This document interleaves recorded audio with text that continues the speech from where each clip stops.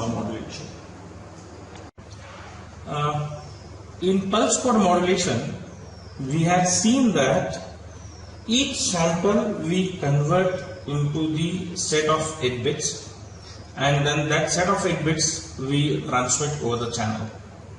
Now when we are sending each sample into 8 bits, so definitely that requires more bandwidth. So then the delta modulation came into the picture.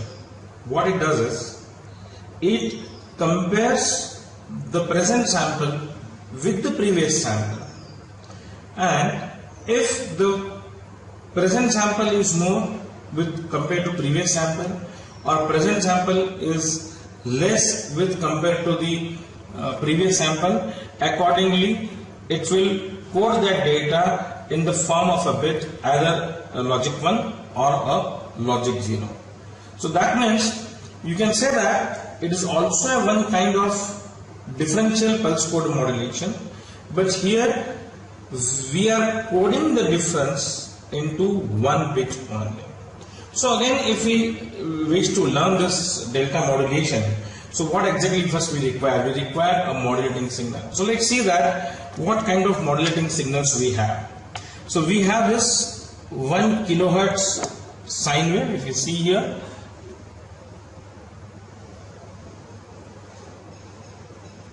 we are having this 1 kilohertz sine wave signal whose amplitude can be changed. So I can change its amplitude. So this is a 1 kilohertz sine wave I am having as a modulating signal.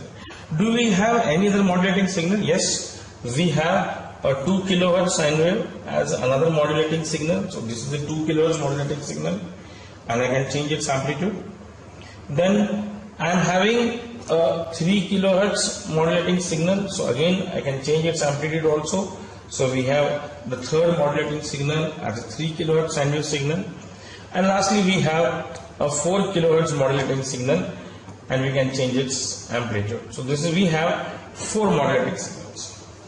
Now as we discussed that we need to compare the present sample and the previous sample. So you need to compare something. So what you need to do? I should have a comparator. So I am having a comparator over here. Now comparator output is the difference of these two samples, current and the previous, which is encoded data. So I am just connecting this comparator's output to a flip-flop, which is nothing but it is acting as a latch. When I am having a flip-flop, which is a D flip-flop, so to operate that D flip-flop, you need a clock. So let's connect the clock to this D flip-flop. So this is my transmitter. Now this sample which is latched into the D flip-flop, so up to the next sample clock will come, till that time the previous sample will be stored. Now let's convert this data through a unipolar to bipolar converter. So we have converted this with a unipolar to bipolar converter, and this we are giving this unipolar to bipolar to a integrated circuit, which is nothing but it is integrating the previous sample. So we are just connected to the integrator. Now I need to compare this previous sample with the current sample, which is the current input signal, modulating signal. So but let's give this integrator's blocks output to one comparator input, which is nothing but that is basically a previous sampled output. Now after doing that, you can see that this is a half of this we are conducting on the modulation part. So I got over here a 1-bit modulation which has compared the input signal and the previous signal. As of now I have not given any input signal, but we will connect that, and that difference is latched over here. So let's transmit this data to the receiver. So what should happen? So exactly replica in the reverse way. So I will be having this data output to the data input. Again I will need, as it is a flip-flop, so you need a clock over here, the same clock at which the transmitter modulator is working. So let's connect the same clock, which is a receiver clock. So we are connecting this receiver clock. Then again there is a unipolar bipolar converter, the same what we have at here. So we are connecting this unipolar bias converter to a integrator's block, and the integrator's output, which is nothing but which is following the input signal, let's connect that to a low pass filter so that we can derive our modulating signal. Now before you connect the modulating signal, we should adjust this unipolar to bipolar converter such that there is no DC offset across this. So what I can do? Let's do or calibrate it by connecting a zero input voltage to the modulating signal input. So I am connecting the zero input signal to the modulating input. And let's observe the integrator's output. So we just connect the integrator's output. So we are getting the integrator's output. We can see that we are getting some signal here. We are getting this signal here. If, let me increase its amplitude a little bit. Yeah, and let me change its time base. You can see that there is a slope. So if I change this slope, you can see that the slope is changing to another direction. Right now this is into this direction, that means some positive offset is there. If I go, this is balanced position. If I go to this, you can see that there is a negative position. So let's come to the balanced position. Expand this with time base. You can see that there is a triangular waveform. So let's adjust this. So let's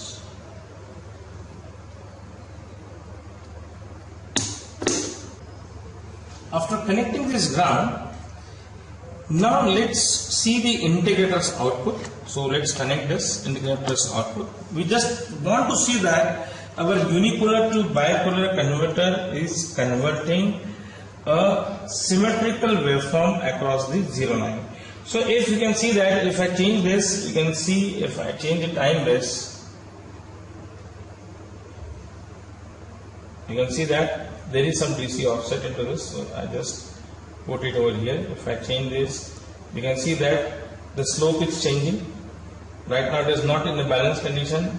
Now if it comes, this is the 0th balance condition. If I go further, again the slope changes.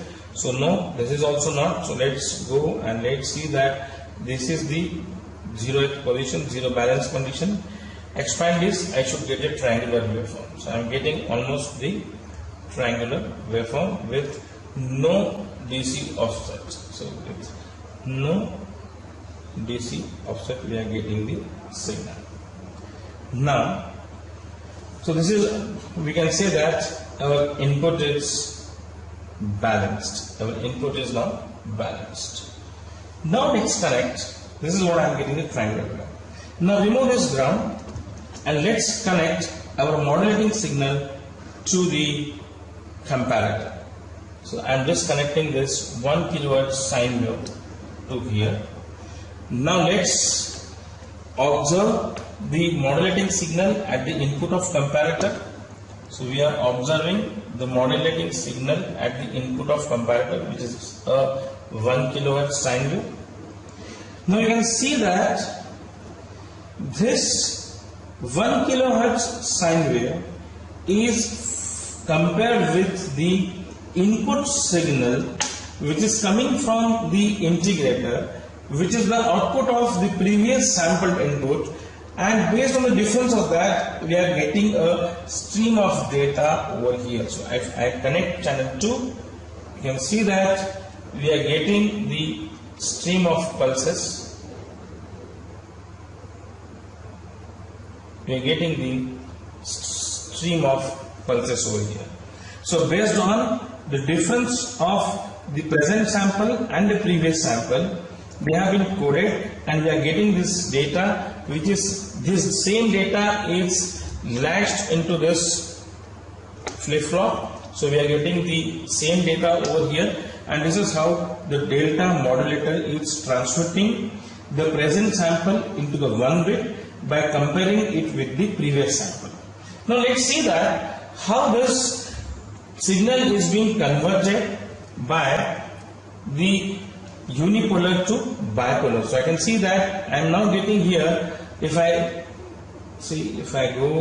move this line to the center, see if I remove channel 2, if I take it to the center, and now if I connect unipolar to bipolar output, so you can see that we are getting a bipolar signal. There's not a -4 to +4 volt output.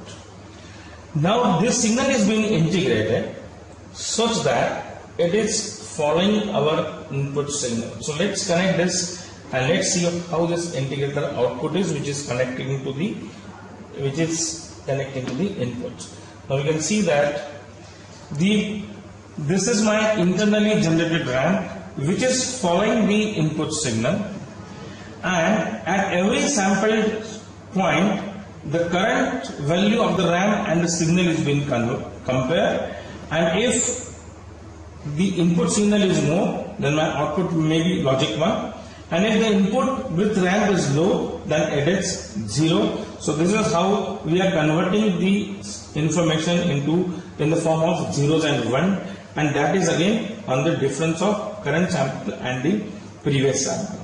Now the same signal what we had given, the signal is going to at the input of the receiver. Here again it is been converted into the unipolar to bipolar.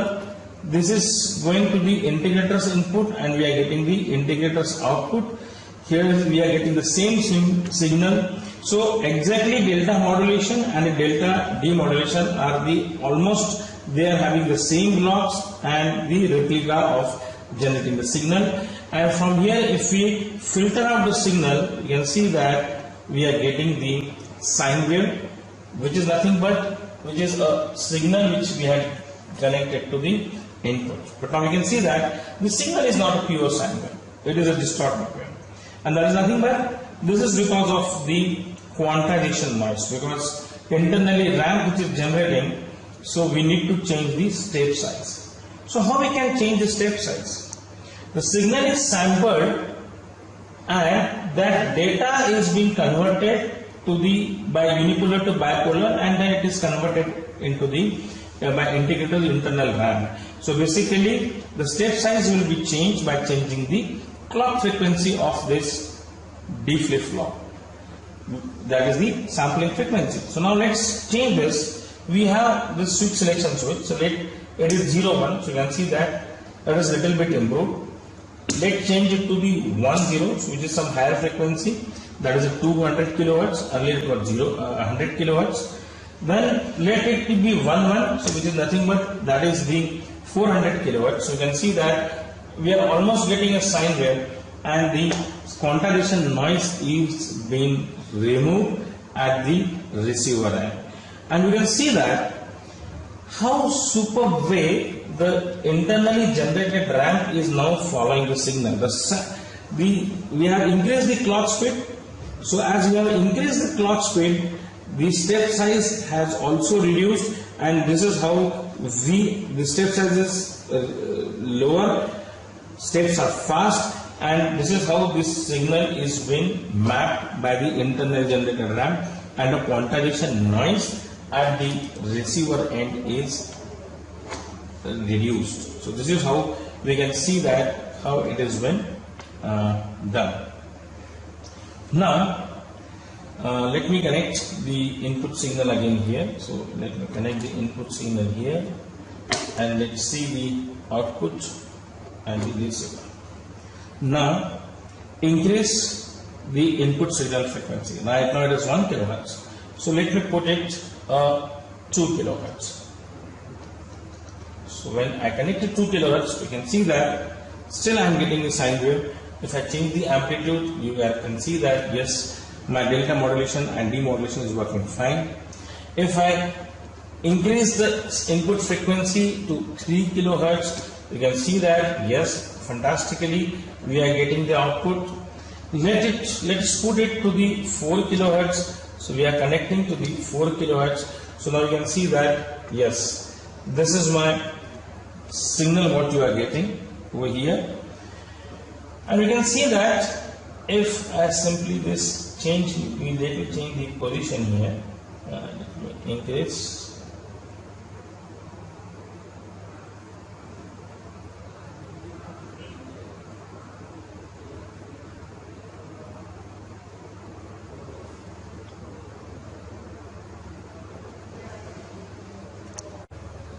So I have connected the signal of integrator's output at the receiver, and now you can see that my signal is almost a triangular. If you can see that the signal is a triangular kind of a signal. Let me do this, let me increase this. So almost it is a triangular integrator's output, despite of I am giving a sine wave. So my internal signal, the ramp which is being generated, that is not following the signal, because there are two reasons. The input signal is rapidly changing because its frequency is 4 kilohertz and the state size is not enough to follow that, and that is the reason we are getting the triangular wave, and that is nothing but this is called as the slope overload error. Now there are two ways. How can I reduce this slope overload error? Either you simply go back to the reducing the input signal frequency. So we have reduced the input signal frequency, and then you can see that you are almost getting the sine wave. So we have reduced the input signal frequency. Else, but this is you cannot do. So I am just again connecting the half frequency, and I am getting the almost the triangular wave. So I am getting the triangular wave. So another way is to reduce the magnitude, that is the amplitude of the modulating signal. So let's reduce this amplitude of modulating signal. You can see that now it is instead of triangular, now you are getting a properly sine wave, which can be filtered out over here, and we are getting a sine wave. So this is how we are getting at the signal. So you can reduce the slope overload error by two ways. Either you reduce the frequency of input signal, or you reduce the amplitude of the signal, and you can overcome the slope overload error. But now both the things are practically not possible. How can I reduce the amplitude? So there is another way that you can change the integrator's gain so that it can follow the rapid change of input signal fastly. So now again increase the amplitude. So I am just increasing the amplitude. You can see that it has become the triangular. And now we have the integrator block over here, integrator's gain block here. I have kept it for a manual setting. So manually we can change by the combination of this switch, we can change the integrator's gain at transmitter, and similarly we can change the integrator's gain at the receiver. So let me change it. Say I am just putting it to the 0-1 and 0-1. So you can see that almost there is some change into the signal. Let me go to the 1 and 0. Let me go to the 1 and 0. You can see that yes, it has quite improved.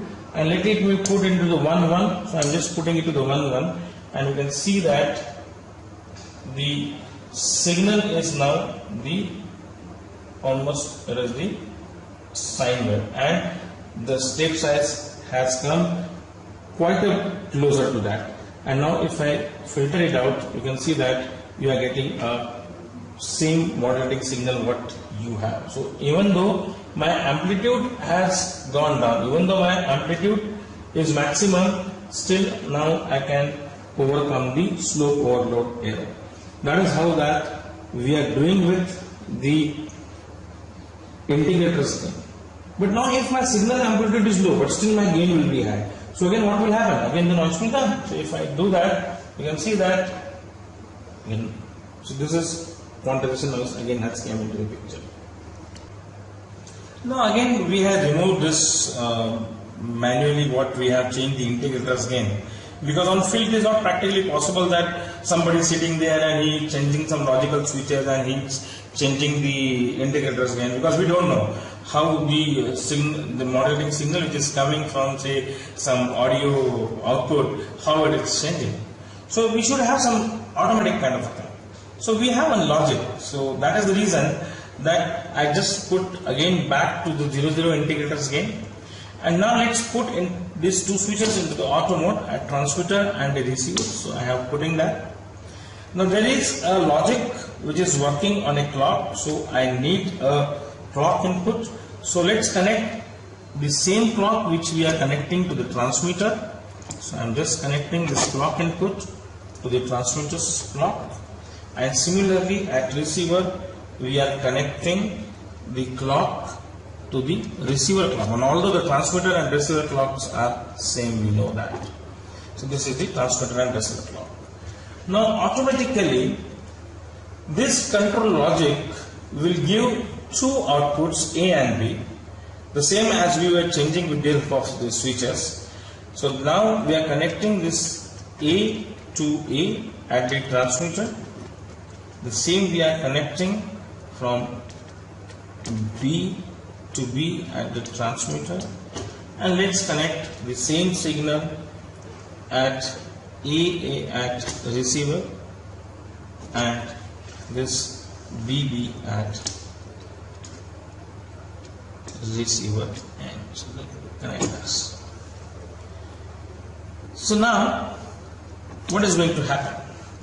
That in delta we are, when the input signal is rapidly changing, then we need to change either the input signal frequency, which is not possible, or you have to reduce the input signal amplitude, again that is not possible. Then there is another third possibility to change the integrators gain manually. But again practically it is not possible that somebody is sitting and he is changing the integrators gain manually. So this is a controlled logic which changes the gain of the integrator block according to the input signal strength, and now you can see that how fantastically we are getting the signal. And if I connect the filter's output at the receiver, you can see that we are getting the same signal which we had given to the input without any slope overload error, right? So we are getting the same input signal at the output of the receiver. If we see again at the output of integrator at the receiver, and if I simply set this to the manual gain, if I simply put it to the manual gain, you can see that I am getting the triangular. But now I am not changing the integrators gain manually, I simply put into the automatic mode, and you can see that now the internally generated ramp is exactly following my original signal. And that is the reason slope overload error is removed. I am getting the signal. So the adaptive delta is a technique where there is no need of changing the integrators gain to remove slope overload error manually, but automatically based on the input signal's amplitude it changes the integrators gain, and this is how we derive the adaptive delta. Now let's see that in delta and adaptive delta, every time the signal is compared with, every time means at every sample moment, the present sample is compared with the previous sample, and the difference is encoded into form of a bit, either 0 or 1. But now see, if we are giving a DC signal, or if we give DC signal to the delta modulation or adaptive, now DC signal is constant with respect to time. When it is constant with respect to time, so there will not be any change with previous and the past, and that is the reason delta and adaptive delta does not support for the transmission of a DC signal. As we discussed that delta and adaptive delta, both these modulation and demodulation techniques does not support to transmit a DC signal, because DC signal is constant with respect to time, so there is no change. So ramp, there you cannot generate a ramp which is following that. So let's connect a DC signal. So I'm just connecting this DC signal over here. So now you can see that this yellow is basically the DC signal. So I am wearing this DC signal.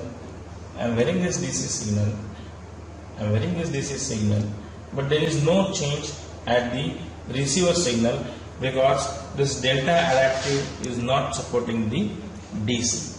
Let's see this integrators block. So I am just connecting it to the integrators block.